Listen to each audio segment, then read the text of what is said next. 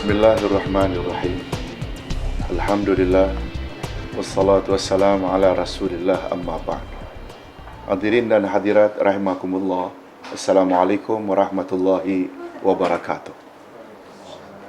Alhamdulillah, kita bersyukur kehadirat Allah Azza wa Jalla. Berkat taufiknya kita dapat meneruskan lagi majlis ilmu dengan pelajaran akidah yang pada malam ini kita akan teruskan dengan bukti-bukti cinta Allah kepada Rasulullah sallallahu alaihi wasallam.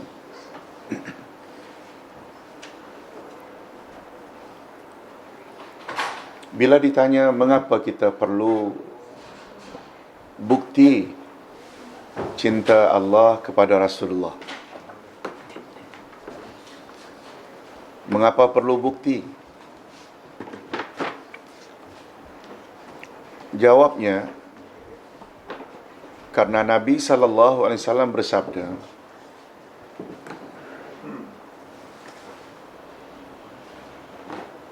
tidak sempurna iman seseorang sehingga ia mencintai orang yang Allah cintai,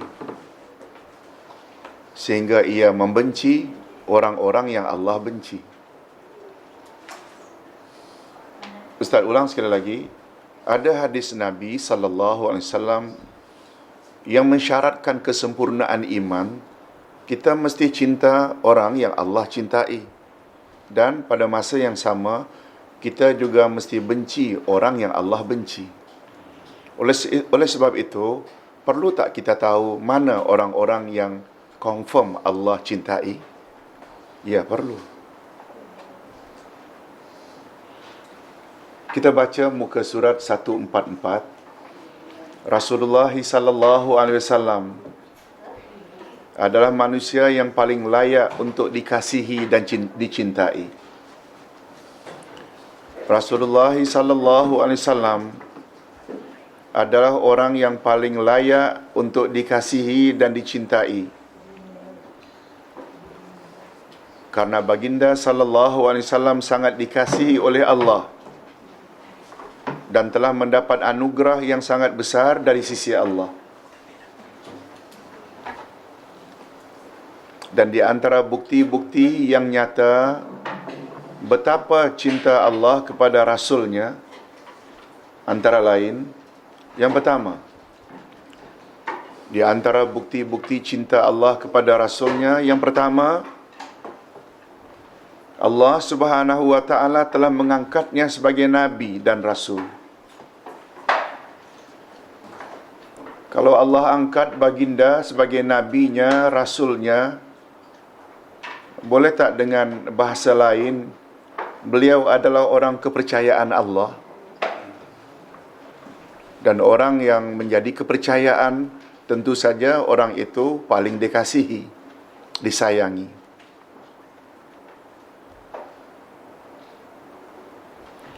Dan sudah pasti hal ini menunjukkan bahawa Allah sangat cinta kepadanya, sebab Allah tidak akan memilih untuk menyandang martabat tersebut, melainkan pada orang yang sangat Dia sayangi dan redai.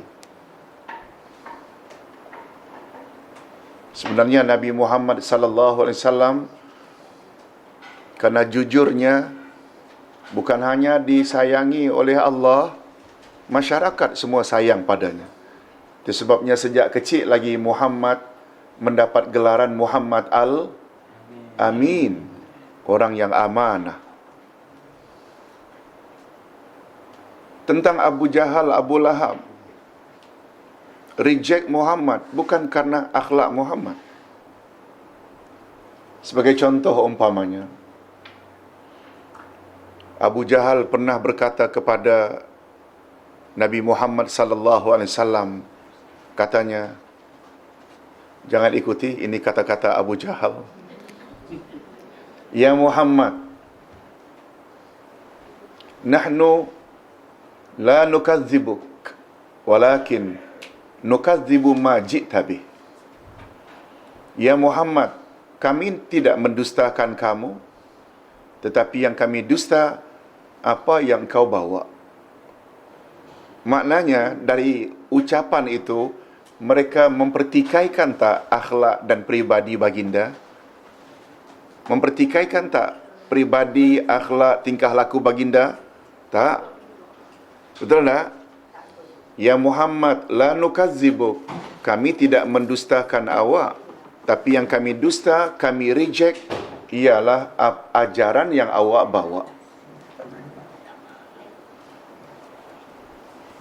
Jadi sekali lagi, bukti cinta Allah kepada Nabi Muhammad sallallahu alaihi wasallam iaitu dengan baginda diangkat menjadi Rasulullah. Apa makna Rasul? Utusan. Di situ sajalah. Kalau A umpamanya ingin menyampaikan mesej kepada B, lalu gunakan C untuk menyampaikan mesejnya pada B. Tak mungkin kalau C itu orang yang A tak percaya. Betul tak? Ya. Kalau A ragu akhlaknya, amanahnya. Sebagai contoh. Apalagi Rasulullah sallallahu alaihi wasallam, setahu kita, beliau tidak sama dengan mana-mana rasul. Karena beliau ada kelebihan. Nabi sendiri pernah menyebut tentang dirinya, aku adalah orang yang terakhir, tapi aku pula lah orang yang pertama. Apa maknanya, Pak Man? Aku orang terakhir? Orang yang paling akhir diangkat menjadi Nabi dan Rasulnya. Tak ada Rasul lagi setelahnya. Itu senang kita fahami. Tapi banyak yang keliru terhadap, tetapi akulah orang yang pertama. Hati-hati. Ada di kalangan umat Islam memahami, akulah orang pertama, kononnya semua kita berasal dari Nur Muhammad. Ini hati-hati. Ini bukan fahaman Ahlus Sunnah wal Jamaah. Tapi yang betul, akulah orang yang pertama, sebab bagindalah orang pertama yang memasuki syurga. Barangkali kita yang belajar buku 2, bab syafaat, kita dah belajar bab itu. Iaitu ketika para rasul meniti siratal mustaqim, sampai di pintu syurga mereka dapati dalam keadaan tertutup. Oleh sebab itu, Nabi Adam, Nabi Nuh, semua Nabi Ibrahim, semua Nabi-Nabi yang senia, mohon, Ya Rab, tolong kami dengan menunjukkan siapa yang boleh memberi kami syafaat, agar boleh buka pintu syurga. Lalu Allah Subhanahu wa taala tunjuk Nabi Muhammad sallallahu alaihi wasallam sebagai pemberi syafaat. Beliau yang buka pintu syurga, ditunjuk oleh Allah, dan beliau pula lah yang melangkah kaki pertama masuk syurga sebelum nabi-nabi yang lain. Istimewa tak? Tak ada pada nabi lain. Ini maksudnya yang betul, kata Said Sabiq di dalam Akidah Islamiyah, kitab beliau. Ini yang dimaksudkan yang tepat. Aku orang yang terakhir, tapi aku pula lah orang yang pertama. Baik. Allah Subhanahu wa taala nyatakan perkara ini di dalam surat Al-Hajj ayat 75. Tolong ikuti. A'udzu billahi minasyaitonir rajim. A'udzu billahi minasyaitonir rajim. Allahu yastafi minal malaikah. Allahu yastafi minal malaikah. Rusulan wa minan nas. Rusulan wa minan nas. Allah memilih utusan-utusannya dari malaikat dan manusia.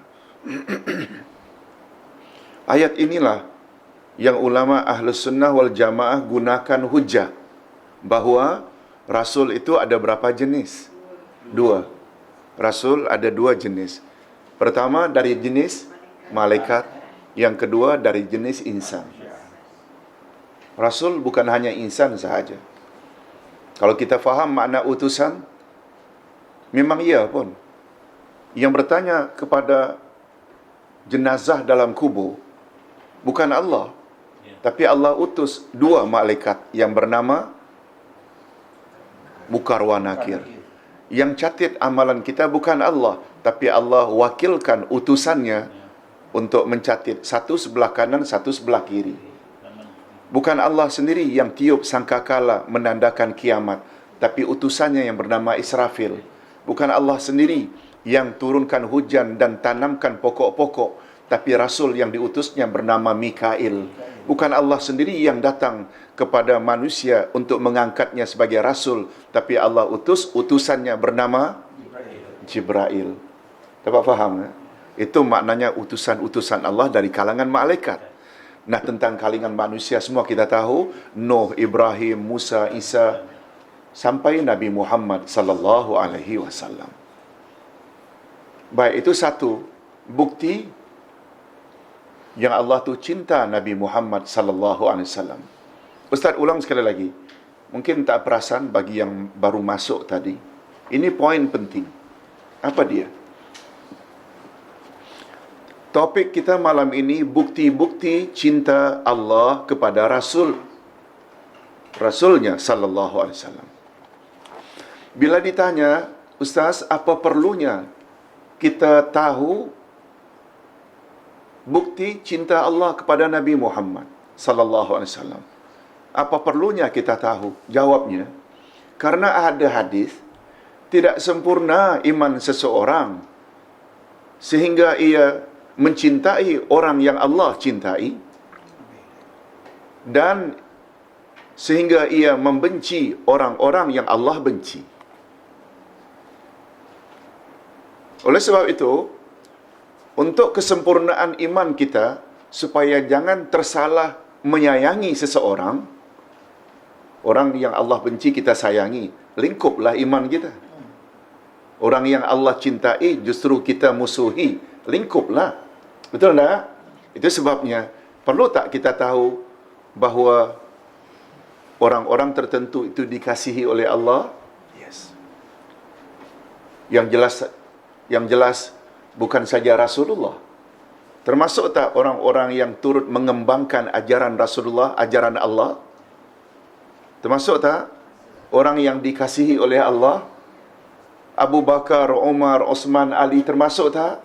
Wali-wali Allah, orang-orang yang dekat dengan Allah, imannya bagus, takwanya bagus, termasuk tak? Walaupun tidak sederjat dengan Nabi Muhammad sallallahu alaihi wasallam, maksud Ustaz, termasuk tak mereka itu orang-orang yang dikasihi Allah, yang sepatutnya kita kasihi? Tapi berapa banyak orang yang cuba menyampaikan kebenaran berasaskan Quran dan Sunnah, tapi dibenci oleh pihak tertentu, lalu kita tak tahu menahu, turut membenci. Berapa banyak hari ini kita turut membenci para ulama yang mereka itu sebenarnya ikhlas orangnya. Betul tak? Ini jangan sampai tersalah. Itu yang maksudnya.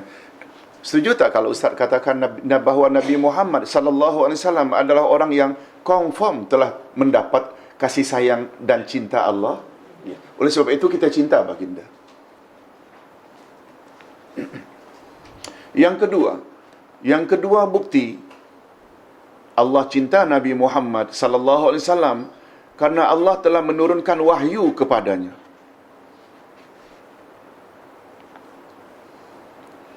Allah Subhanahu wa taala berfirman dalam hal ini. Tolong ikuti. Wa kadzalika auhayna ilaika ruham min amrina.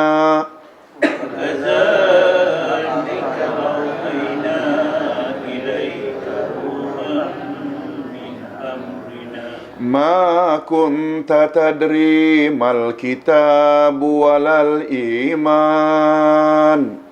Ma kunta tadri mal kitab walal iman. Walakin ja'alnahu nuran nahdi bihi man nasha'. Walakin ja'alnahu nuran nahdi bihi man nasha'u min ibadina.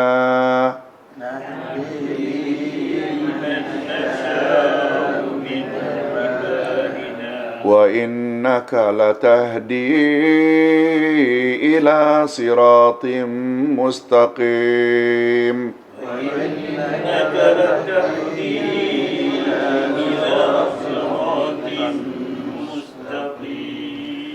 Dan demikianlah kami wahyukan kepadamu wahyu Al-Quran dengan perintah kami.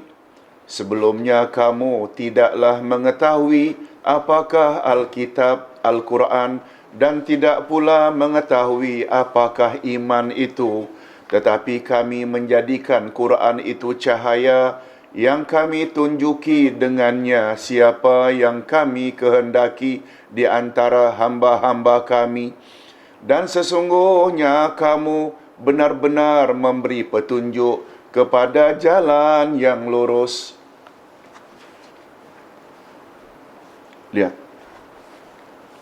Karena kasih sayang Allah tak berbelah bagi kepada Nabi Muhammad sallallahu alaihi wasallam. Allah ajar Nabi kitab.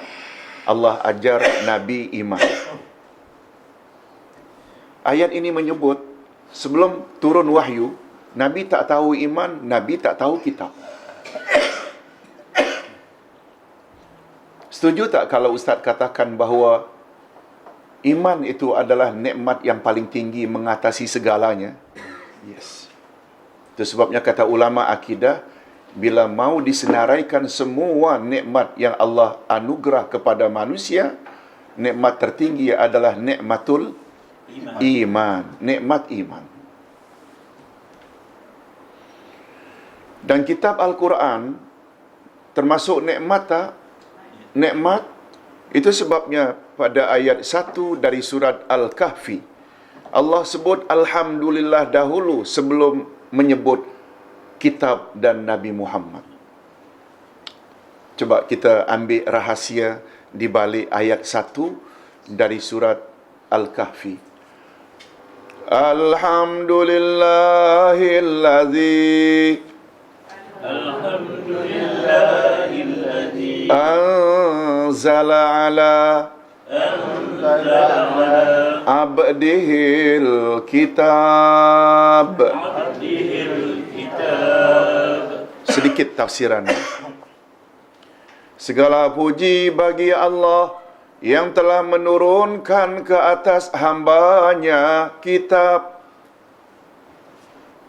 Siapa hambanya? Nabi Muhammad sallallahu alaihi wasallam. Apa nama kitab yang dimaksud? Al-Quran. Kata ulama tafsir, kedua-dua anugerah Allah itu bagi kita orang beriman. Pertama, Nabi Muhammad. Yang kedua, Al-Quran. Disebut setelah Alhamdulillah. Dan Alhamdulillah itu pula lambang kesyukuran. Betul tak? Kita bila dapat nikmat, kita ucap Alhamdulillah. Ini memberi isyarat Nabi Muhammad diutus oleh Allah nikmat untuk kita. Al-Quran diturunkan oleh Allah, dijadikan pedoman bagi kita, juga nikmat dari Allah. Oleh sebab itu, Allah Subhanahu wa taala utus Nabi Muhammad. Allah Subhanahu wa taala turun Al-Quran. Betul tak? Kedua-dua itu adalah hidayah.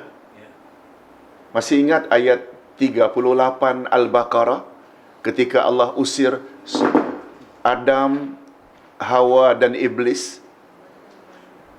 Kan ayat 38, qulnah bitu minha jami'a. Kemudian Allah turunkan apa? Petunjuknya. Fa imma ya'tiyannakum minni huda.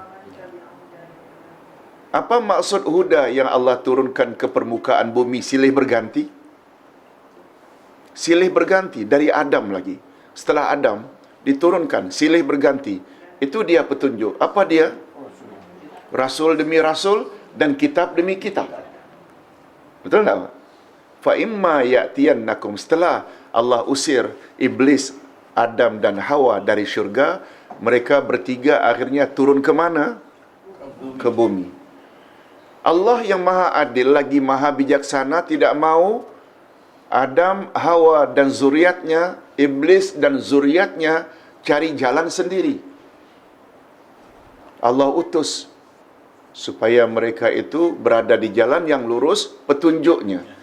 Sepakat ulama tafsir Ahlus Sunnah wal Jamaah memahamkan atau menafsirkan petunjuk yang Allah turunkan itu ialah rasul demi rasul dan kitab demi kitab. Lalu janji Allah, dan Allah tak pernah mungkir janji. Faman tabi'a hudaya, siapa yang ikut petunjukku itu. Lagi-lagi petunjukku itu siapa dia?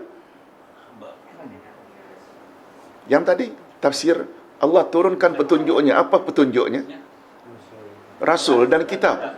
Siapa yang ikut petunjukku, maknanya ikut Rasul dan kitab. Zaman Nabi Musa tentu saja ikut Musa dan Taurat. Datang era Isa, ikut Isa dan Injil. Datang era Rasul akhir zaman, ikut Muhammad dan Quran. Fala khaufun alaihim wala hum yahzanun. Bila mereka ikut Quran dan Muhammad, mereka tak payah takut dan tak payah sedih. Bila mantap keyakinan ini, kita tak akan takut apa-apa. Selagi yang ada dua ini. Betul tak? Kita bukan belajar sembarang belajar. Referensinya ada. Quran kata begini, Nabi Muhammad kata begini. Betul tak? Kita hidup di dunia ini sementara saja. Kita lihat setiap hari ada orang meninggal dunia. Nasib mereka sangat tergantung. Semasa hidup dulu, berpegang teguh tak dengan Quran dan Sunnah? Selamatlah. Bila tidak, bahaya.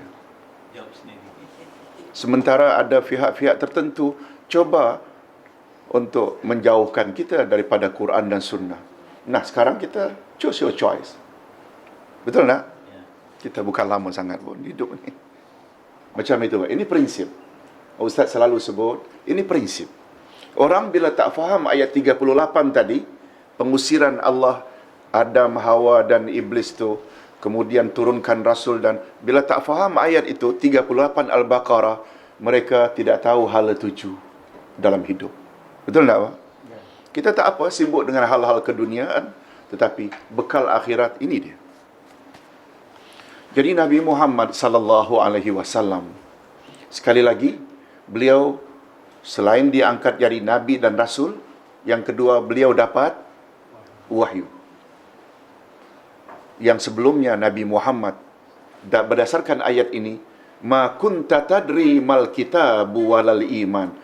Sebelumnya, hai Muhammad, engkau tak tahu iman itu apa, kitab itu apa. Nah sekarang ibu-ibu, sama tak lebih kurang dengan keadaan kita? Lebih kurang 10 tahun yang lalu, kita punya iman barangkali belum lagi sesempurna sekarang tentang Al-Quranul Karim dan tafsirannya. Betul tak? Dulunya bukan tak tahu langsung, tapi bila kita belajar, betul tak bertambah dari masa ke semasa? Itu nikmat. Itu nikmat. Baik.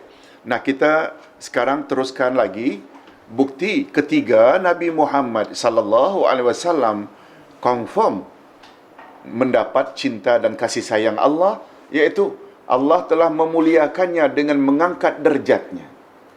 Oh, Allah angkat derajat Nabi Muhammad sallallahu alaihi wasallam. Ini dapat kita lihat pada ayat yang ke-1 hingga 4 dari surat Alam Nashrah. Tolong ikuti. Alam nashrah laka sadrak. Alam nashrah laka sadrak. Wa wada'na anka wizrak. Wa wada'na anka wizrak. Alladhi anqadha zahrak. Alladhi anqadha zahrak. Wa rafa'na laka dhikrak. Bukankah kami telah melapangkan untukmu dadamu, dan kami telah menghilangkan daripadamu bebanmu yang memberatkan belakangmu, dan kami tinggikan bagimu sebutan namamu. Sedikit penjelasan. Allah lapangkan dada Nabi Muhammad sehingga mudah menerima kebenaran. kami hilangkan bebanan yang ada di belakangmu. Tafsirannya, Nabi Muhammad sebelum ada iman, sebelum turun kitab, beliau selalu merasa apa yang beliau buat itu salah. Beberapa kesilapan yang Nabi pernah buat, walaupun ada hikmah di balik itu, Nabi selalu trauma. Pernah tak Nabi silap?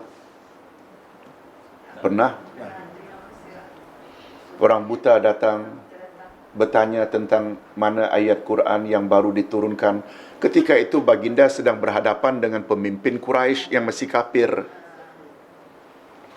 Lalu Rasul melihat dengan menjeling lalu berpaling dengan mukanya yang masam. Lalu Allah tegur, abasa wa tawalla an ja'ahul a'ma. Engkau bermasam muka dan berpaling ketika orang buta datang bertanya kepadamu. Ya Muhammad,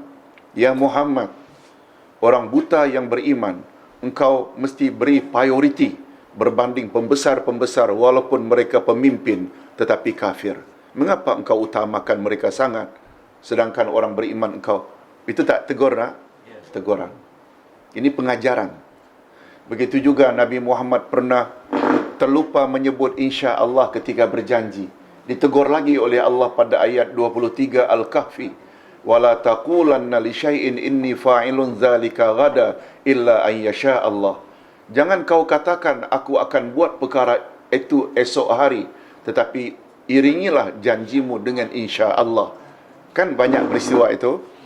Jadi Nabi merasa itu merungsingkan beliau, lalu turun ayat ini. Makna, Muhammad, jangan bimbang, semua itu kami dah hapuskan. Itu maknanya, kami ringankan bebanan yang menimpa belakangmu. Nah, yang menjadi fokus kita dalam ayat ini, atau syahid, poin kita, wa rafa'na laka zikrak, dan kami angkat, tinggikan bagimu sebutan namamu. Yang ini ni, ketika turun ayat ini, Jibril yang bawa ayat ini tanya Nabi, ya Muhammad, ingat ya, bila panggilan itu ya Muhammad, kalau tidak Jibril atau orang kafir. Macam tadi Abu Jahal memanggil Nabi, ya Muhammad, kami tidak mendustakan engkau, tapi yang kami dusta adalah ajaran yang engkau bawa, ya Muhammad. Yahudi juga macam itu. Pernah pada satu hari, ya Muhammad, ansib lana rabbak. Tolong kamu sebutkan, wahai Muhammad, pada kami salasilah, susur galur keturunan Tuhanmu. Lalu turun Jibril membawa qul huwallahu ahad.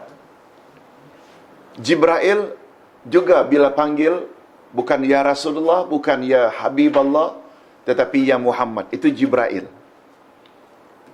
Seperti umpamanya dalam riwayat yang lain, bagus juga untuk kita ingat.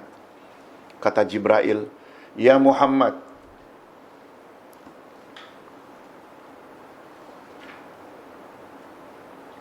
ish ma syi'ta fa innaka tamut. Ya Muhammad, hiduplah kamu sesuka hatimu, tapi ingat, suatu hari nanti engkau akan mati juga. Ahbib ma tasha fa innaka tufariqu. Ya Muhammad, sayangi, cintailah siapa yang engkau ingin cintai di muka bumi ini. Tapi ingat, suatu hari kelak engkau akan berpisah juga dengannya.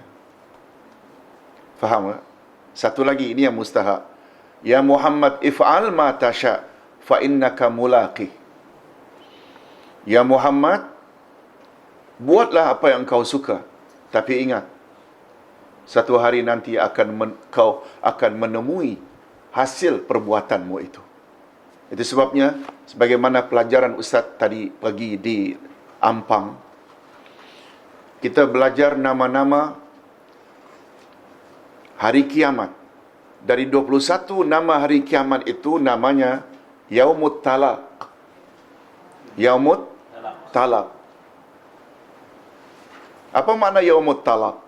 Yaum hari, talaq pertemuan. Pak Nik kata perceraian. Memang talak itu perceraian. Tapi di sini hari pertemuan. Apa makna hari pertemuan? Hari itu kita akan menemui semua hasil aktiviti kita di dunia. Kita buat jahat ke, akan kita temui di sana siksanya kalau kita tak lekas taubat. Kita baca Quran, kita zikir ke, qiyamul lail ke, umrah ke, haji ke, ihsan pada mak bapak ke, hatta mengambil duri di tengah jalan agar orang lalu lalang jangan terpijak. Betul tak kita bakal temui ganjaran itu di sana? Itu sebabnya dinamakan Yaumut Talaq. Sedikit penjelasan. Sebab ada yang tanya, Ustaz, tak tersalah ke terjemahan Yaumut Talaq ini hari pertemuan? Tak. Sebab kita bila belajar agama dengan rumi sahaja, inilah jadinya. Talak, perceraian itu ta. Yang ini ni ta titik dua. Talaki. Jumpa. Itu sebabnya multaqa itu convention. Kan berjumpa semua pakar-pakar di dalam satu, namanya kan convention. Arabnya disebut multaqa dari kata talaki. Itu sebabnya belajar Quran mesti talaki. Tak boleh melalui kaset dan CD. Apa sebab? Bismillahirrahmanirrahim. Umpamanya muridnya yang sudah mendengar gurunya membaca, dia pun baca Bismillahirrahmanirrahim. La. Kecikkan haknya. Bismillahirrahmanirrahim. Ha, bukan ha. Yang itu tu bila berguru, itu namanya talaki. Kalau belajar dari kaset tak akan tegur. Ya, sampai itu sajalah. Dengar saja. Tapi talaki, guru suruh kita baca balik. Dia tidak dengar makhrajnya betul tidak, matnya, panjangnya cukup atau tidak, dengungnya, iqlabnya, qalqalahnya. Itu sebab namanya talaki. Sebab dia mesti jumpa guru. Mesti ada interaksi. Dapat faham tak? Yaumut Talaq adalah hari pertemuan, talaki. Talak, baru cerai. Lihat tu. Bila Arab diruminaiskan, jadi boleh salah ini. Bertolak belakang, satu cerai, satu bertemu. Baik, sekali lagi hadirin dan hadirat. Oh, kita dah menyimpang. Tapi tak apalah, kata-kata malaikat tadi bagus juga kan? Hiduplah sesuka hatimu, tapi pada suatu hari engkau akan mati juga. Sayangilah siapa yang engkau ingin sayangi, tapi ingat, suatu hari engkau akan berpisah juga.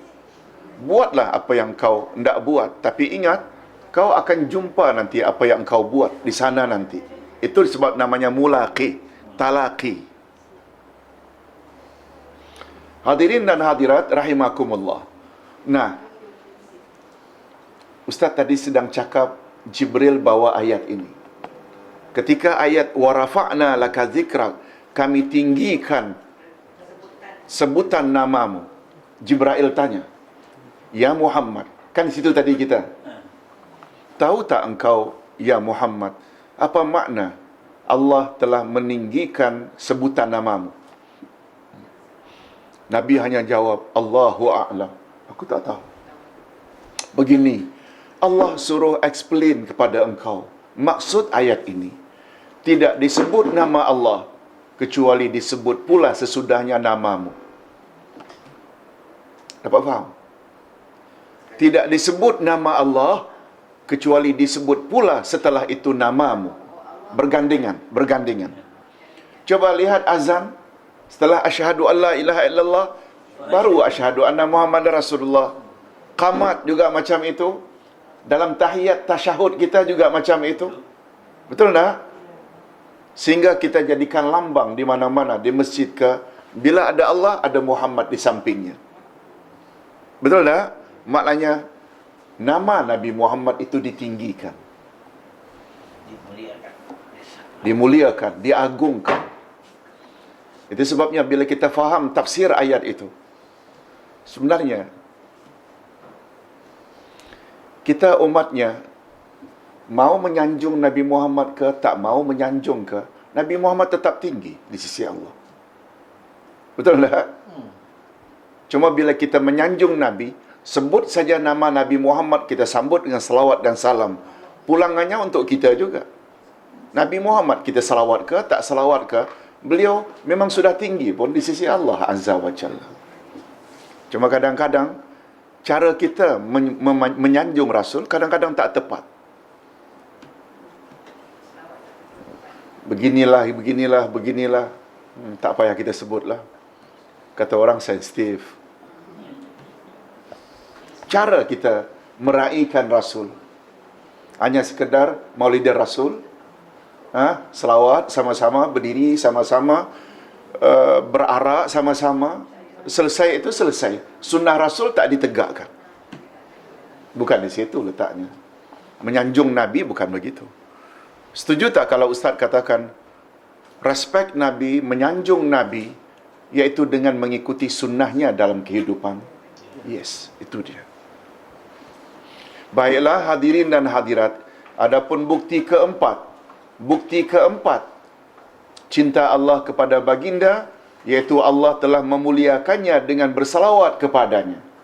Allah sendiri bersalawat ke atas Nabi. Ini ayat yang sangat popular, ayat 56 dari surat Al-Ahzab, yang setiap khatib berkhutbah tak lupa membawa ayat ini. Tolong ikuti. Inna Allah wa malaikatah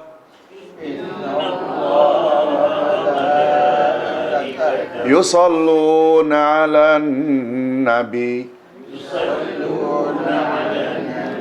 ya ayyuhallazina amanu sallu alaihi wa sallimu taslima.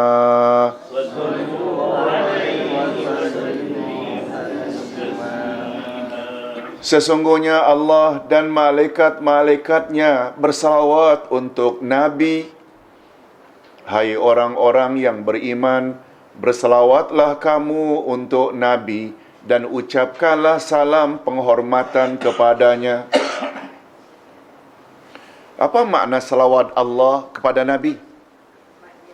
Allah cucuri Nabi rahmatnya dan berkatnya dalam hidup. Hadirin dan hadirat, kita selaku umat juga layak tak mendapat selawat Allah? Layak kalau kita tahu caranya. Sebagai contoh, Inna Allah wa malaikatahu yusalluna 'alal mutasahhirin.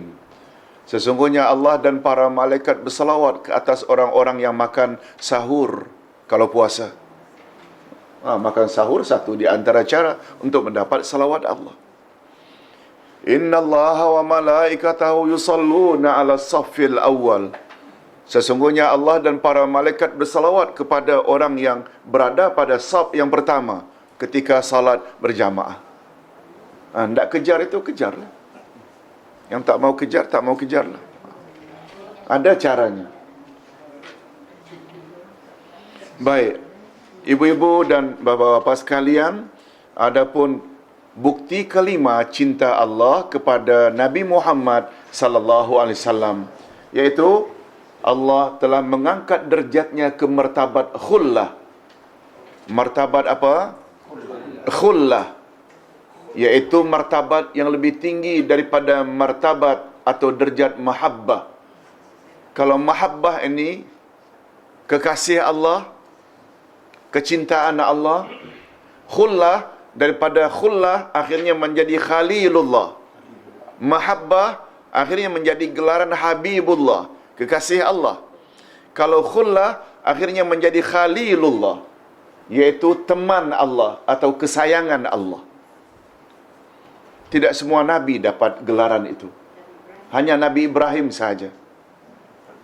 Martabat ini tidak dikurniakan oleh Allah, melainkan untuk Nabi Ibrahim dan Nabi Muhammad sallallahu alaihi wasallam. Oleh itu, kedua mereka sahaja yang mendapat gelaran Khalilullah atau Khalilur Rahman, artinya teman Allah. Hal ini dijelaskan oleh Rasul 5 hari sebelum beliau wafat.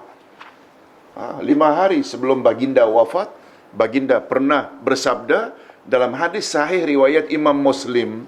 Tolong ikuti.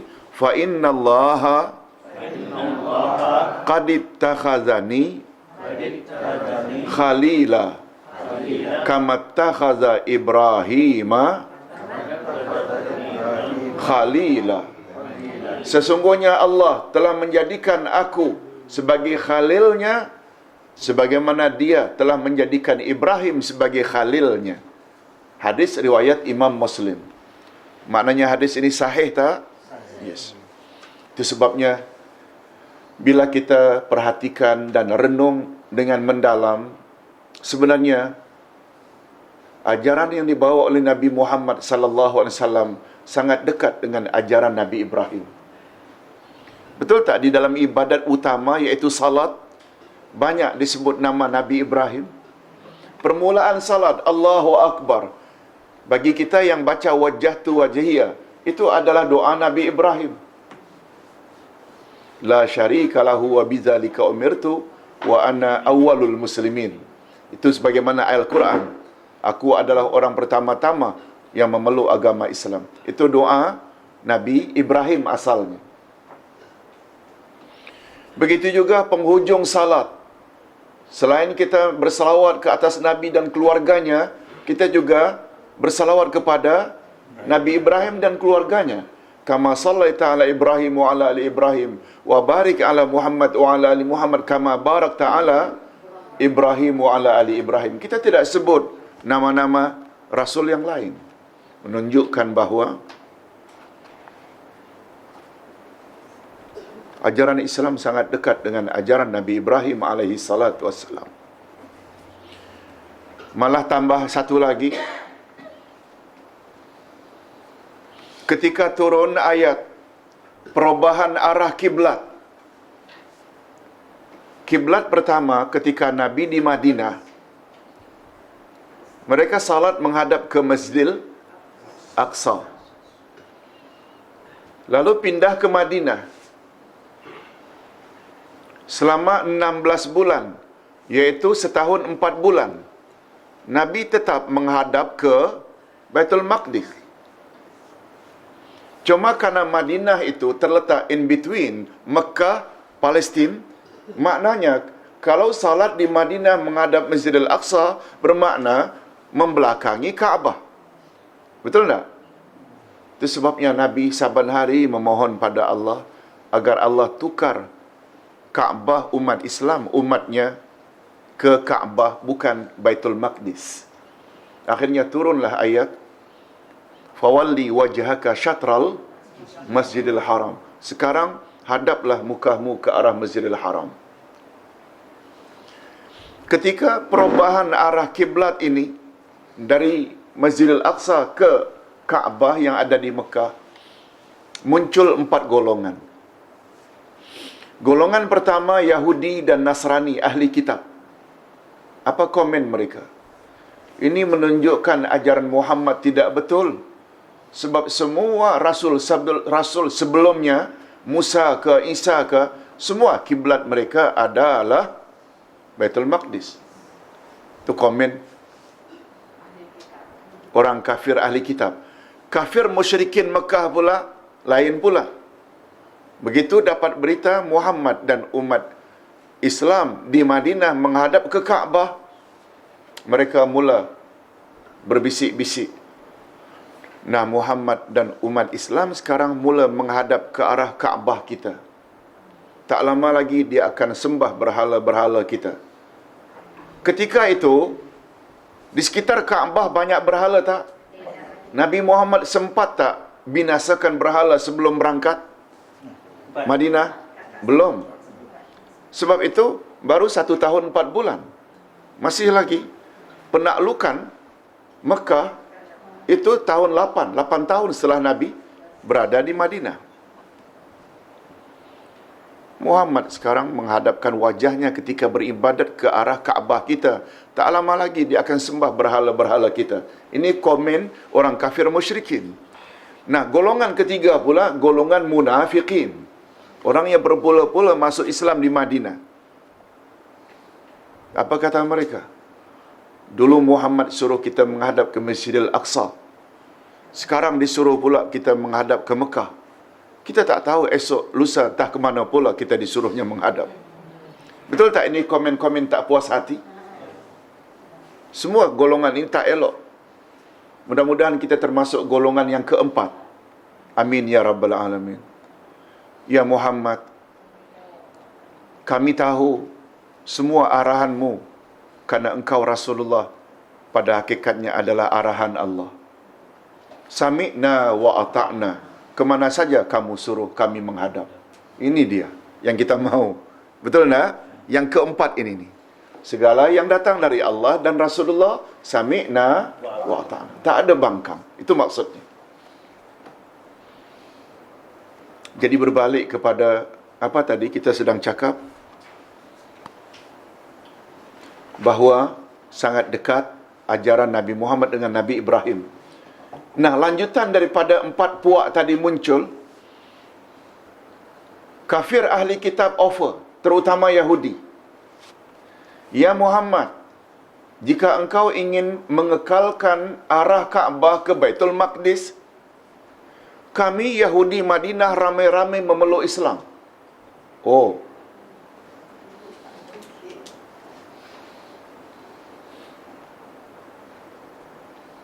hati-hati, ada muslihat. Apa muslihatnya? Kata Syekh Ahmad Mustafa Al-Maraghi. Ahmad Mustafa Al-Maraghi dalam tafsir Al-Maraghi ketika menjelaskan ayat ini. Kata beliau, itu hanya perangkap daripada Yahudi. Sebab orang Yahudi tahu. Apa yang orang Yahudi tahu dalam Taurat? Rasul akhir zaman, kiblatnya adalah Kaabah yang ada di Mekah. Oleh sebab itu, bila Nabi Muhammad tertakluk karena ingin mencari kuantiti umat, sampai mengorbankan dan ingkari arahan Allah, karena nak cari kuantiti umat, Yahudi nak masuk Islam ni apa salahnya? Di situ dia akan terperangkap dan Yahudi akan kata, Muhammad, rupanya engkau ni bukan Rasul sebenar. Sebab dalam kitab kami tertera bahawa kiblat umat akhir zaman adalah Kaabah. Dapat faham? Muslihat-muslihat macam ini wujud sampai hari kiamat. Itu sebab kita hati-hati. Betul tak? Oleh sebab itu, mengapa panduan kita Quran dan Sunnah? Sebab banyak orang cuba nak trap kita. Kalau kita hanya nak cari populariti, kuantiti, dia akan jadi macam itu. Kita seharusnya perlu tak pertahankan pendirian, prinsip. Ini prinsip. Baik. Ustaz kira cerita-cerita macam itu kita perlu tahu juga. Kita perlu tahu juga. Sebab itu sejarah. Dan dia akan berulang. Itu sebabnya khasnya para pendakwa kena tahu sirah-sirah ini. Sejarah-sejarah ini supaya tidak mudah dipermainkan oleh pihak-pihak yang tidak bertanggungjawab. Dan yang terakhir yang keenam, bukti cinta Allah kepada Nabi Muhammad sallallahu alaihi wasallam, iaitu Allah jadikan beliau sebagai pembawa rahmat untuk seluruh alam. Betul tak? Dari sudut itu pun Nabi Muhammad ada kelainan. Setuju tak kalau Ustaz katakan rasul-rasul sebelumnya hanya untuk kaum masing-masing, yang kadang-kadang satu zaman? Nabi Ibrahim sezaman dengan Nabi Lut. Nabi Ibrahim di Palestin, Nabi Lut di Jordan hari ini. Kan kota Sodom itu di Laut Mati. Betul tak? Dari Laut Mati kita sudah nampak Bukit Golan. Itu sudah Israel. Di sana rasul lain, di sini rasul lain. Apa buktinya, Ustaz? Al-Quran menyebut. Ketika datang malaikat Jibril menyampaikan berita gembira kepada Nabi Ibrahim, bahawa Sarah yang diisytiharkan mandul itu akan dapat anak bernama Ishak. Ibrahim gembira. Sarah yang mendengar pembicaraan itu pun tersenyum, kegirangan. Lalu Jibril minta izin untuk meneruskan perjalanan dengan mengatakan, wahai Ibrahim, sebenarnya kami hanya transit saja. Sebenarnya kami diutus oleh Allah untuk membinasakan umat Nabi Lut. Ketika itu Ibrahim sempat berpesan, tolong selamatkan Lut dan keluarganya sebab dia adalah anak saudara saya. Betul tak? Ayat itu tu memberi isyarat bahawa Nabi Ibrahim dan Nabi Lut sezaman. Yes. Masing-masing. Maknanya sangat terbatas. Umat mereka itu kecil saja.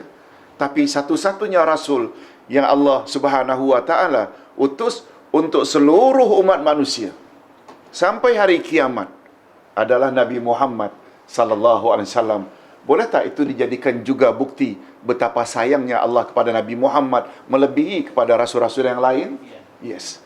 Oleh sebab itu, kasih sayang kita kepada Nabi hendaklah sampai ke taraf. Bukan sekedar sayang. Kalau bukan sekedar sayang, apa lagi Ustaz? Sayang kita hendaklah melebihi daripada sayang kita pada mak bapak, pada anak-anak dan segala manusia. Sebab Nabi Muhammad sallallahu alaihi wasallam, kalau Ustaz lihat dari sudut lain, dari angle lain, betul tak Nabi Muhammad punya jasa melebihi dari jasa mak bapak kita? Yes. Kata Abdullah Al-Mubarak yang lahir tahun 133. Walaupun umurnya pendek saja, meninggal tahun 177. 44 tahun saja. Kalau 44 tahun maknanya Masihinya 43. Sebab Masihi dengan Hijri setiap 33 tahun selisih 1 tahun. Betul tak? 133 meninggal 177. Iaitu lebih tua 17 tahun dari Imam Asy-Syafi'i. Imam Syafi'i lahir 150. Apa kata Abdullah Al-Mubarak, seorang tabi'in yang terkenal?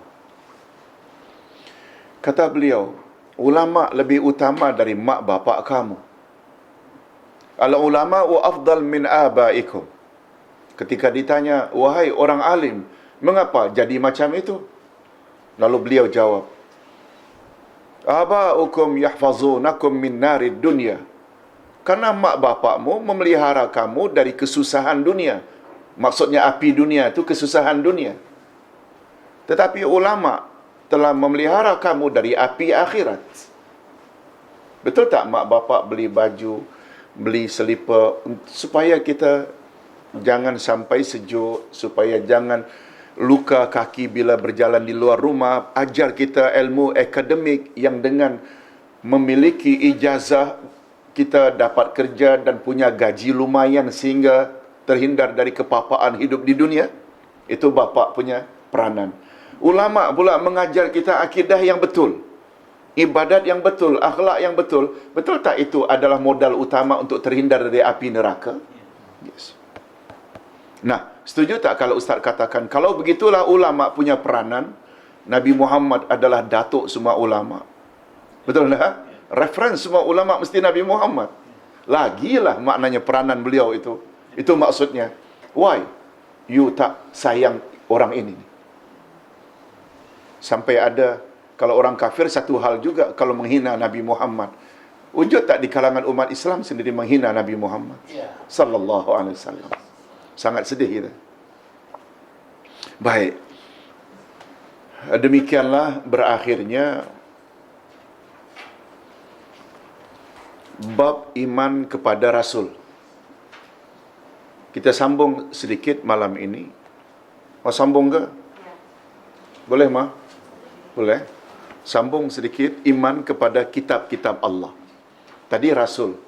Ini memang baguslah kita gandingkan. Sebab tadi kita dah sebut, Allah akan turunkan ke bumi ini hidayahnya. Hidayah dengan makna apa tadi? Kitab-kitab dan Rasul-Rasul.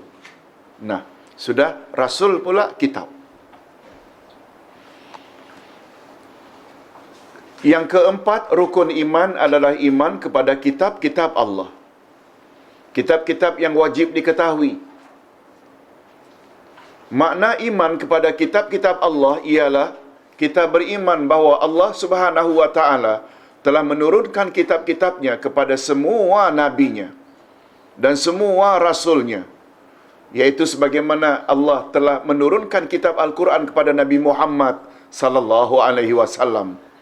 Demikian juga Allah telah menurunkan kitabnya kepada semua nabinya.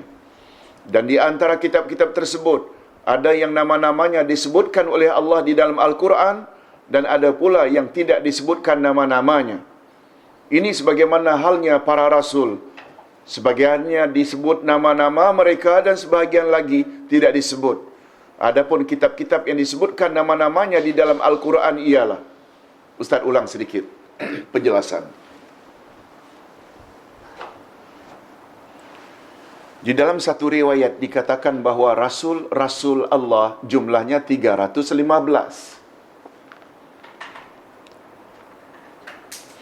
Tapi dari 315 tu yang wajib kita ketahui hanya 25. Mengapa 25? Hanya 25 yang disebut dengan jelas nama mereka dalam Quran.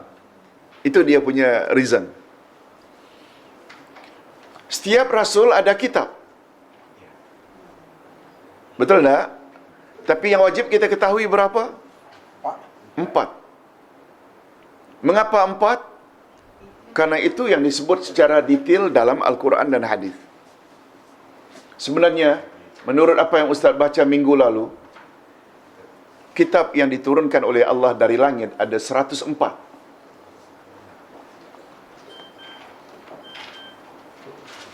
40 kepada Nabi Syith. 40 kepada Nabi Syith. Walaupun tidak menggunakan istilah kitab, tapi suhuf. Suhuf ini lembaran-lembaran. 50 lembaran kepada Nabi Syith.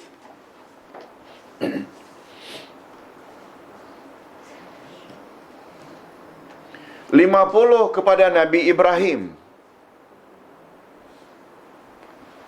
Dan 10 kepada Nabi Musa selain Taurat. Pernah dengar tak ayat penghujung surat Al-A'la? Suhufi Ibrahim wa Musa. Kan ada? Lembaran-lembaran yang diturunkan kepada Ibrahim dan Musa. Nah, Syith 40, Ibrahim 50 dah 90. Musa pula 10 dah 100. Ditambah 4. Taurat, Injil, Zabur, Quran.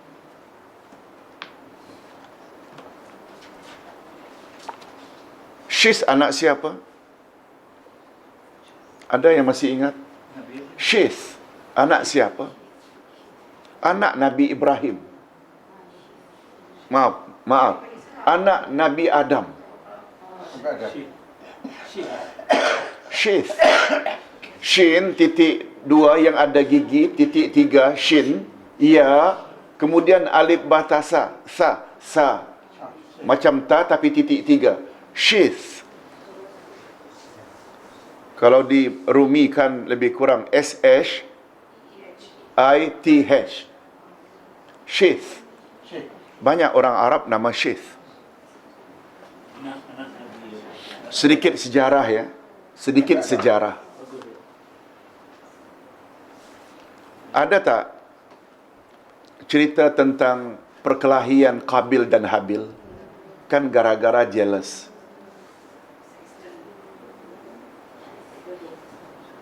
Hawa pernah melahirkan 20 kali kelahiran. Tapi semuanya sepasang-sepasang.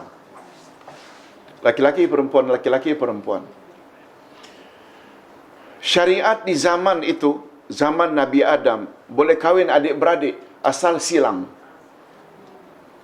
Lalu Qabil, kembarannya wanita cantik bernama Iqlima. Apa namanya? Iqlima. Adiknya Habil, pasangannya perempuan Hodo, namanya Labuda. Setelah dewasa, akhirnya Qabil kebahagiaan yang hodoh. Habil pula dapat yang cantik. Iklima. Kan akhirnya berbunuh-bunuhan. Akhirnya mati siapa? Habil dibunuh oleh Qabil. Kurang satu laki-laki. Ketika itu Allah Subhanahu wa taala hamilkan. Maknanya Hawa dapat anak lagi. Akhirnya lahirlah Syith. Syith ini dalam bahasa Arab maknanya hibatullah. Hibah Allah. Apa makna hibah? Pemberian. Anugerah Allah. Anugerah Allah. Itu makna asal Syith. Hibatullah. Macam Maryam juga. Maryam bukan bahasa Arab. Yang orang panggil Mary ini. Maryam, ibunya Nabi Isa, kan itu orang Bani Israel. Mengapa dinamakan Maryam? Dalam bahasa Arab, Maryam ini khadimatullah, wanita yang berkhidmat untuk Allah. Sebab ibunya ketika hamilkan bernazar untuk menjadikan dia berkhidmat di dalam Masjidil Aqsa. Macam itu. Okey. Jadi berbalik kepada suhuf tadi, ada 100 suhuf, 40 untuk Syith, 50 untuk Nabi Ibrahim, 10 untuk Musa selain Taurat. Baru kemudiannya datang Taurat, Injil, Zabur, Quran. Jadi bila kita jumlahkan semuanya 104. Tapi suhuf ini tidak disebut secara detail oleh Rasul sallallahu alaihi wasallam. Hadirin dan hadirat. Yang pertama sekali kitab yang popular wajib kita ketahui adalah Taurat yang telah diturunkan kepada Nabi Musa alaihi salam. Ini sebagaimana dinyatakan oleh Al-Quran. Tolong ikuti. Inna anzalna Taurah fiha hudan wa nur yahkumu bihan nabiyyun alladzina aslamu lilladzina hadu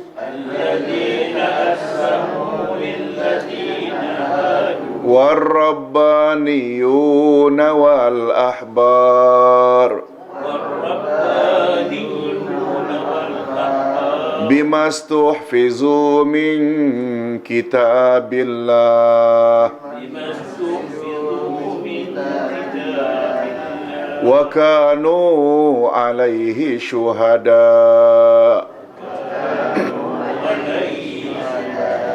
Sesungguhnya kami telah menurunkan kitab Taurat, di dalamnya ada petunjuk dan cahaya yang menerangi, yang dengan kitab itu diputuskan perkara orang-orang Yahudi oleh nabi-nabi yang menyerah diri kepada Allah, oleh orang-orang alim mereka dan pendeta-pendeta mereka, disebabkan mereka diperintahkan memelihara kitab-kitab Allah dan mereka menjadi saksi terhadapnya.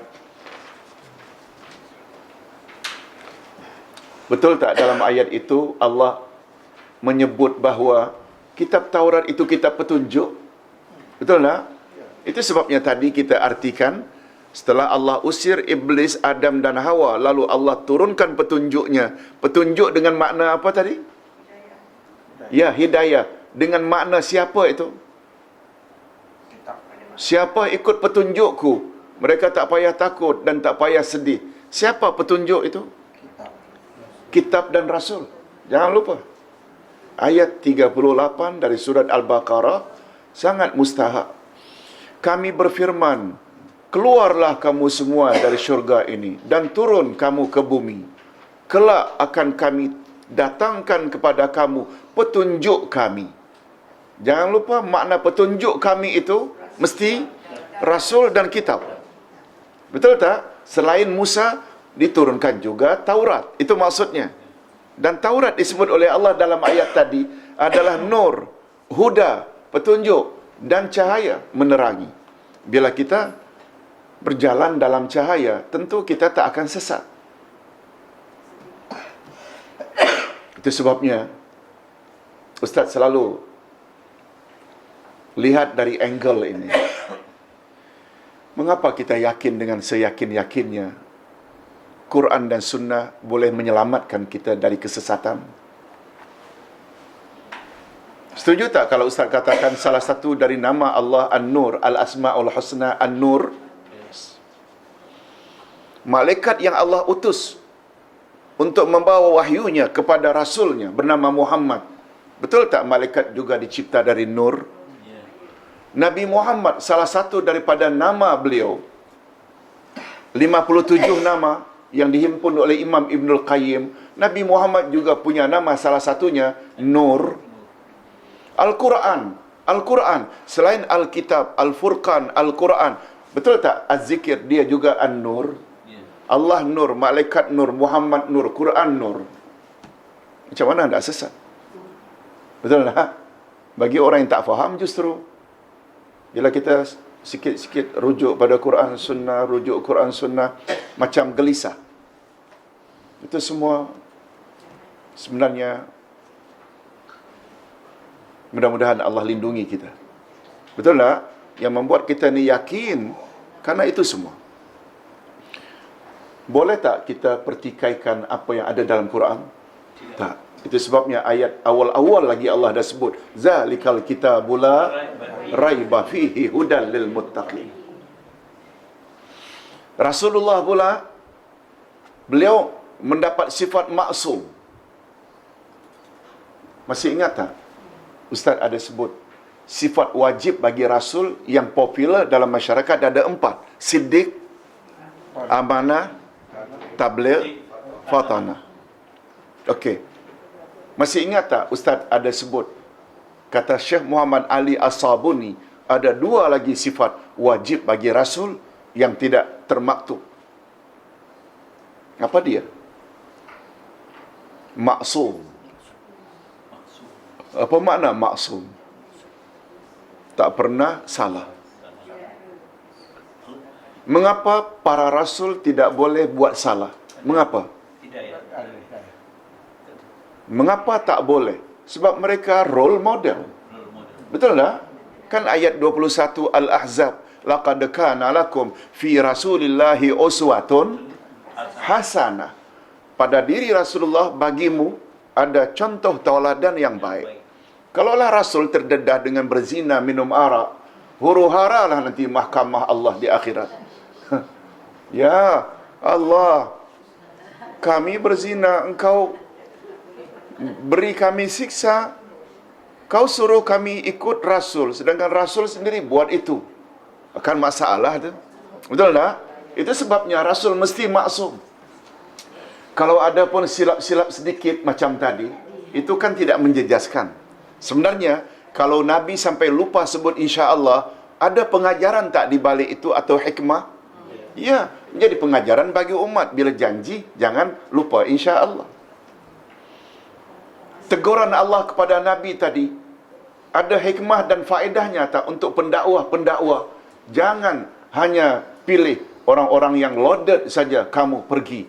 Orang-orang yang miskin kamu sampai cancel karena diundang, padahal itu booking dah lebih dahulu. Maksud Ustaz, pengajaran tak? Maksudnya macam itu. Itu sebabnya maksum juga termasuk sifat wajib bagi Rasul. Dan satu lagi, ada yang masih ingat? Setiap Rasul terhindar dari segala penyakit yang menjijikkan. Pernah dengar tak kisah Nabi Ayub yang katanya ubun-ubunnya berlubang penuh dengan ulat, bila sujud ulatnya jatuh, kemudian bila duduk dipungut balik masuk, kulitnya berair kudis, umat tak mau dekat. Bila Rasul kena penyakit macam itu, bercanggah tak dengan polisi Allah yang mereka mesti approach umat, mesti bimbing umat? Dari satu angle, mereka wajib berdakwah mendekati umat. Angle lain pula, diberi penyakit, umat tak boleh dekat. Dapat faham maksud Ustaz? Itu sebenarnya Israiliyat. Pernah dengar istilah itu, Israiliyat? Kisah-kisah yang sengaja diseludup oleh orang-orang Israel supaya kita benci para rasul. Itu namanya Israiliyat. Oleh sebab itu, para rasul boleh tak sakit kalau sekedar sakit-sakit biasa, demam, sakit gigi? Nah, tapi sampai sakit yang merendahkan martabat mereka dan umat tak mau dekat. Sampai dikatakan Nabi Ayub itu sampai isterinya pun lari. Kemudian umat tak mau dekat kerana baunya busuk bagikan bangkai. Nah, jadi ada 2 lagi tambahan sifat jadi 6. Kita kalau tak salah ada sebut dulu dalam pelajaran yang lalu. Baik, kita teruskan lagi kitab yang kedua, iaitu Injil.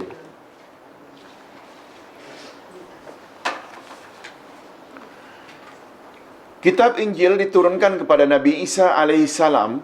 Ini sebagaimana dinyatakan oleh Al-Quran. Tolong ikuti.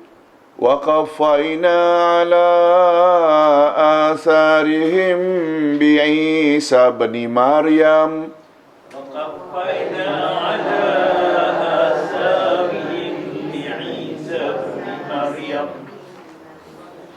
مُصَدِّقًا لِمَا بَيْنَ يَدَيْهِ مِنَ التَّوْرَاةِ مُصَدِّقًا لِمَا بَيْنَ يَدَيْهِ مِنَ التَّوْرَاةِ وَآتَيْنَاهُ الْإِنْجِيلَ فِيهِ هُدًى وَنُورٌ وَآتَيْنَاهُ الْإِنْجِيلَ فِيهِ هُدًى وَمُصَدِّقًا لِمَا بَيْنَ يَدَيْهِ مِنَ التَّوْرَاةِ وَمُصَدِّقًا لِمَا بَيْنَ يَدَيْهِ مِنَ التَّوْرَاةِ وَهُدًى وَمَوْعِظَةً لِلْمُتَّقِينَ.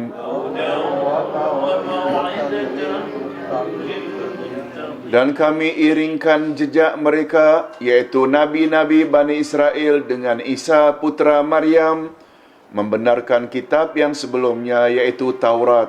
Dan kami telah memberikan kepadanya kitab Injil, sedangkan di dalamnya ada petunjuk dan cahaya yang menerangi, dan membenarkan kitab sebelumnya, yakni kitab Taurat, dan menjadi petunjuk dan pengajaran untuk orang-orang yang bertakwa.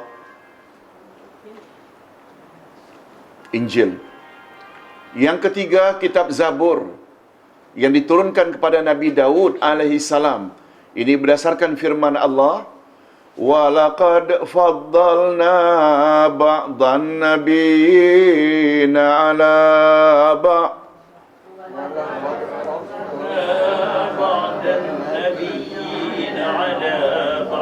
وَآتَيْنَا دَاوُودَ زَبُورًا.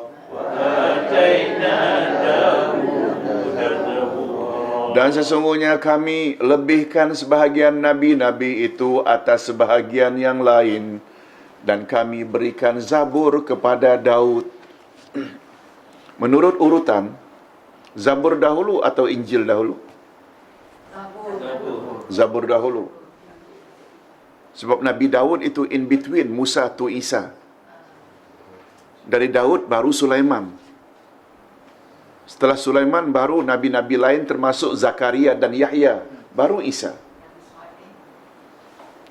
Untuk pengetahuan, Zabur hanya mengandungi puji-pujian, sanjungan. Dia bukan kitab syariat. Syariat ini maknanya ada perintah, ada larangan. Nah, kalau begitu, karena Injil belum turun pada Nabi Isa, Nabi Daud, Nabi Sulaiman semua pakai Taurat sebagai kitab syariat. Begitu keterangan ulama akidah. Adapun yang keempat adalah kitab Al-Quran yang diturunkan kepada Nabi Muhammad sallallahu alaihi wasallam. Ini sebagaimana dijelaskan oleh Allah di dalam Al-Quran itu sendiri. Ini ayat sudah kita baca tadi. Tolong ulang sekali lagi. Alhamdulillahillazi Alhamdulillahilladzi anzala ala abdihil kitab anzala ala abdihil kitab walam yaj'al lahu iwaja wa lam yaj'al qayyima. qayyim Ada saktah itu. Iwaja bukan wakaf ya. iwajah. Tak boleh iwajau juga. Kalau iwajau itu wasal. Kalau iwaja berhenti itu wakaf. Sakta tidak dikatakan wakaf bukan wakaf. Sebab dengan nafas yang sama kita akan teruskan. Tidak dikatakan wasal bukan wasal. Itu namanya sakta. Sakta adalah in between antara wakaf dan wasal. Coba dengar ya bacaan yang betulnya. Walam yaj'al lahu iwaja qayyima. Dengan nafas yang sama. Dengan nafas yang sama.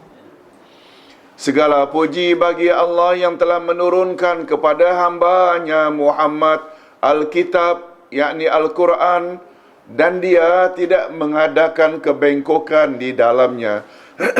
Bahkan sebagai pembimbing yang lurus. Kita dah tafsirkan ayat ini. Hambanya Muhammad, kitab itu Al-Quran. Diawali dengan Alhamdulillah, mengandung makna apa? Syukurilah terhadap dua nikmat itu. Dan yang kelima, suhuf atau lembaran-lembaran yang diturunkan kepada Nabi Ibrahim dan Musa. Allah Subhanahu wa taala menjelaskan perkara ini dalam Al-Quran. Tolong ikuti. Qad aflaha man tazakka wa dzakara asma rabbih fasalla bal tu'thiruna al-hayata ad-dunya wal akhiratu khairun wa abqa inna hadza la fi suhufil ula suhufi Ibrahim wa Musa.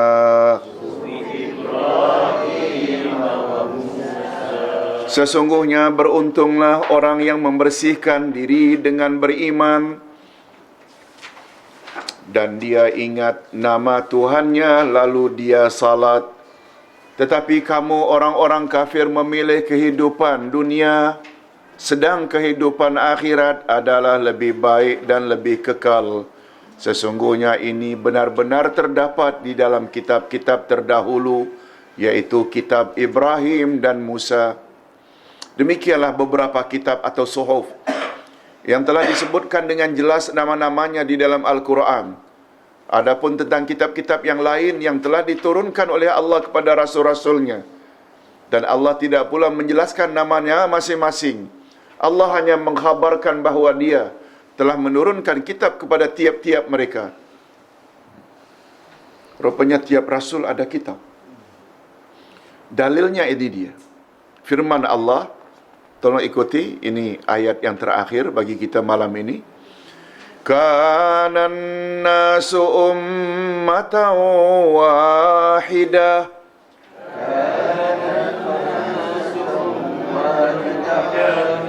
fab'atsallahu an-nabiyyin mubasysyirin wa munzirin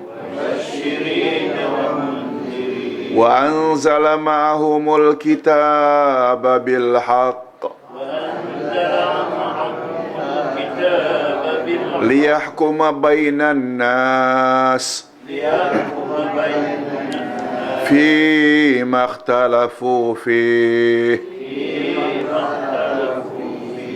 Manusia itu adalah umat yang satu.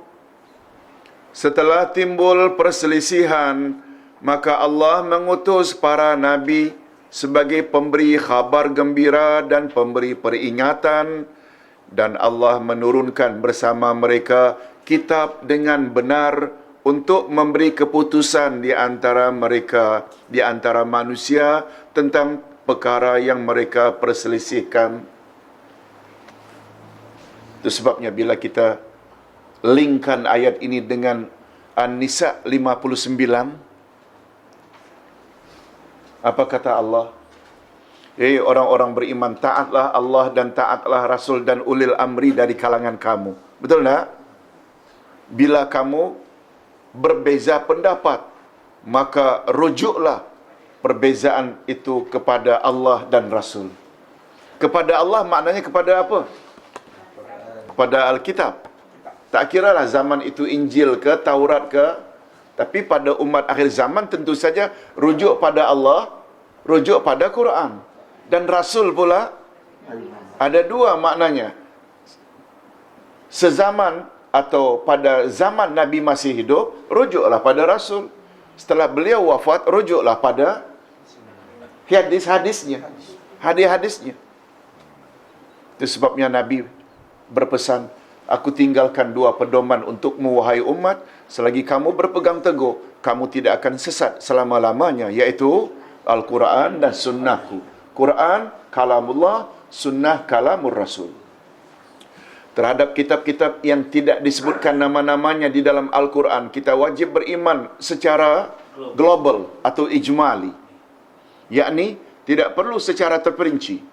Kita tidak dibenarkan oleh syarak membangsakan atau mengaitkan mana-mana kitab kepada Allah selain daripada kitab-kitab yang telah dibangsakan oleh Allah sendiri kepada dirinya, sebagaimana yang telah dijelaskan oleh Al-Quran. Kita pernah dengar, kononnya Guru Nanak ke? Guru Nanak ke?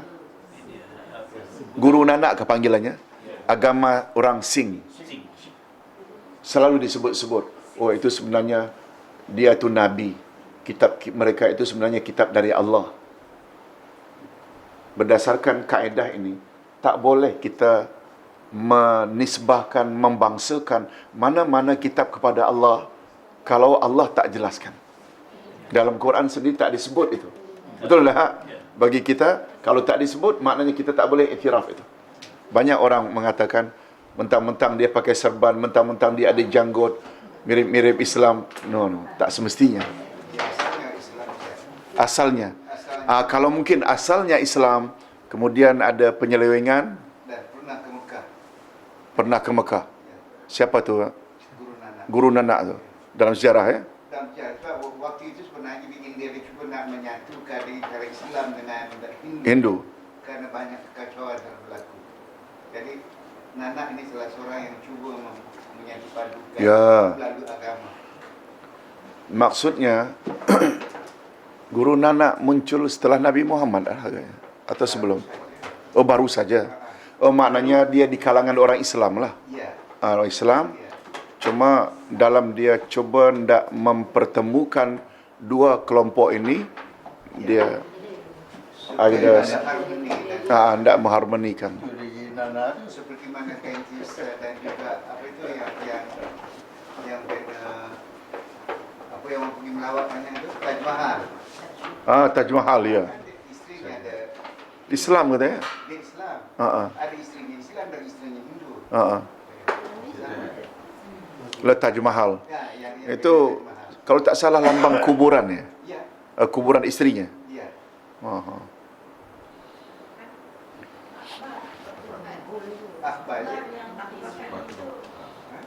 Akbar ya. Akbar dia itu Islam. Dia Islam. Ya Islam.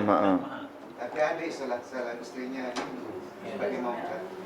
Cuma untuk pengetahuan kita ya, berdasarkan buku akidah yang Ustaz baca, Islam bila masuk di India, dia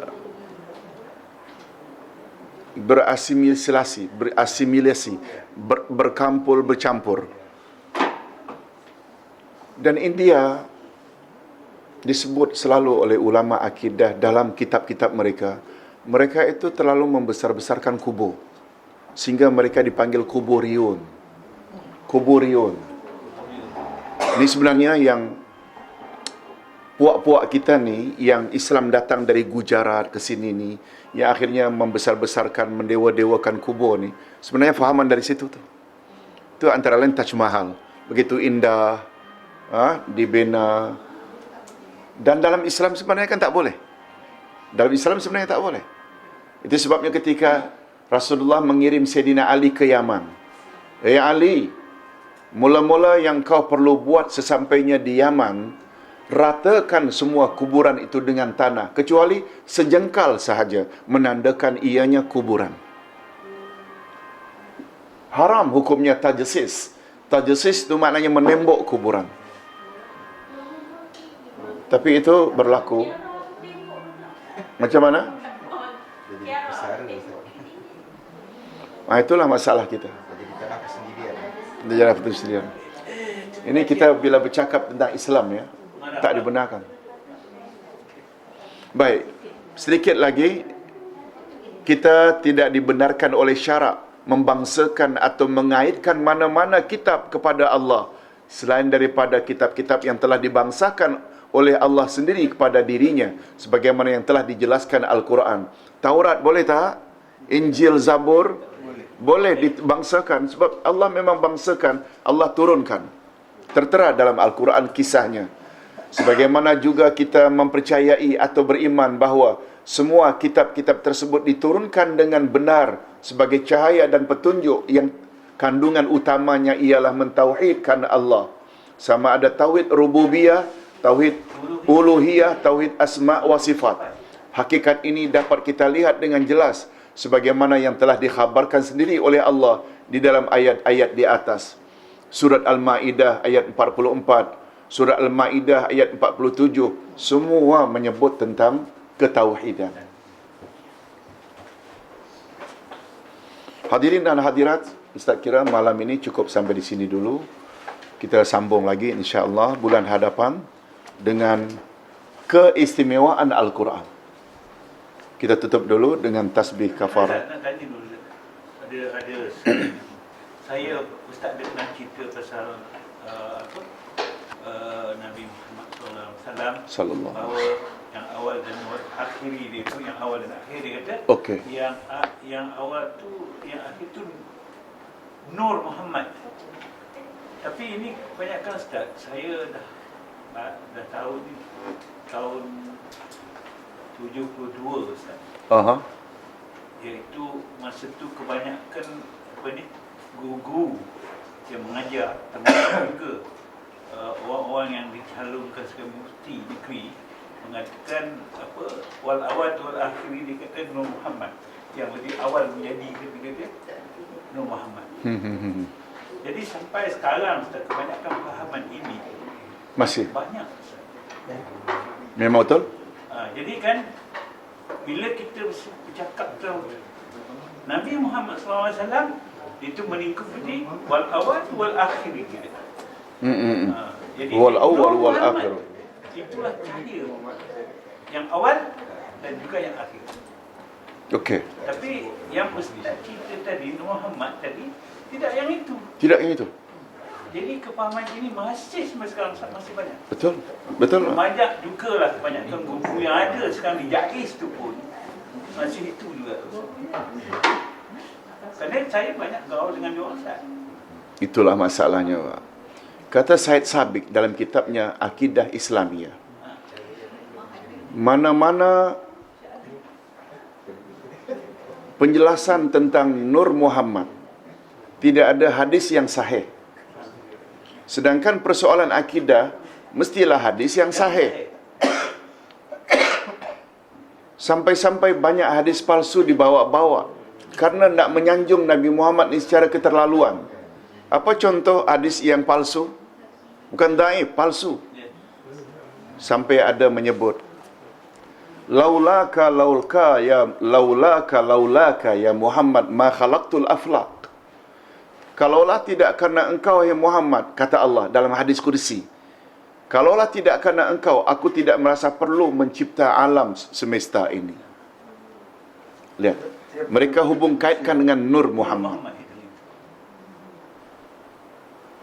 Kalaulah mendakwa kita semua berasal dari Nur Muhammad, tak timbul adanya hadis kullukum min Adam wa Adam min turab.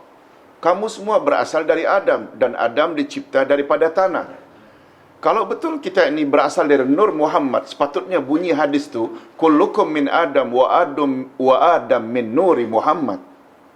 Kamu semua berasal dari Adam dan Adam dicipta dari Nur Muhammad. No. Itu bercanggah dengan hadis, juga bercanggah dengan ayat Quran ayat 5 surat Al-Hajj. Ya ayuhan nas in kuntum fi raibin minal ba'th fa inna khalaqnakum min turab. Sekalian manusia, sekiranya kamu masih ragu-ragu lagi akan adanya hari berbangkit, ketahui olehmu bahawa aku cipta kamu buat pertama kali adalah dari tanah, bukan dari Nur Muhammad.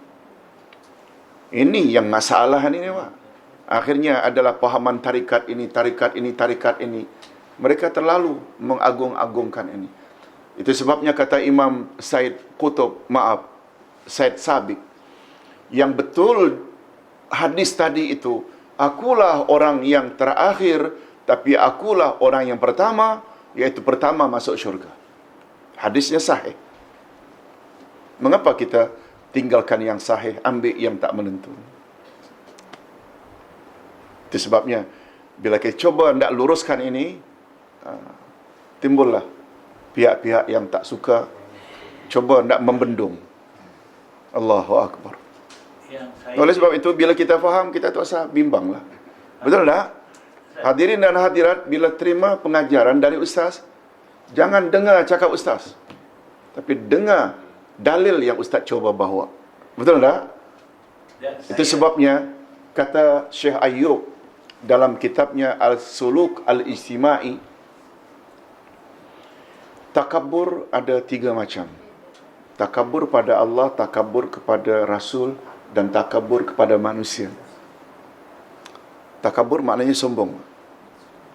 Sebab Nabi pernah sebut, tidak akan masuk syurga orang yang punya sifat takabur walau sebesar atom di dalam hatinya. Lalu sahabat bertanya, ya Rasulullah, bila ada orang yang bila berpakaian smart pakaiannya, bila memakai sepatu, mengkilat sepatunya, apakah itu juga takabur? Jawab Nabi, innallaha jamilun yuhibbul jamal. Allah itu indah dan Allah suka pada yang indah-indah. Tetapi yang aku maksudkan takabur ialah, pertama menolak kebenaran, yang kedua merendah-rendahkan manusia lain. Nah, ketika membahas masalah menolak kebenaran ini, setuju tak kita segala yang datang dari Allah adalah benar belaka? Al-Quran. Setuju tak kita segala yang datang dari Rasulullah melalui jalan yang sahih juga kebenaran? Yes. Nah, manusia biasa pula, dia terbagi 2. Itu sebabnya Syekh Ayyub membagi takabur ada 3. Takabur pada Allah, kafir hukumnya. Takabur kepada Rasul juga kafir hukumnya. Takabur kepada manusia terbagi 2.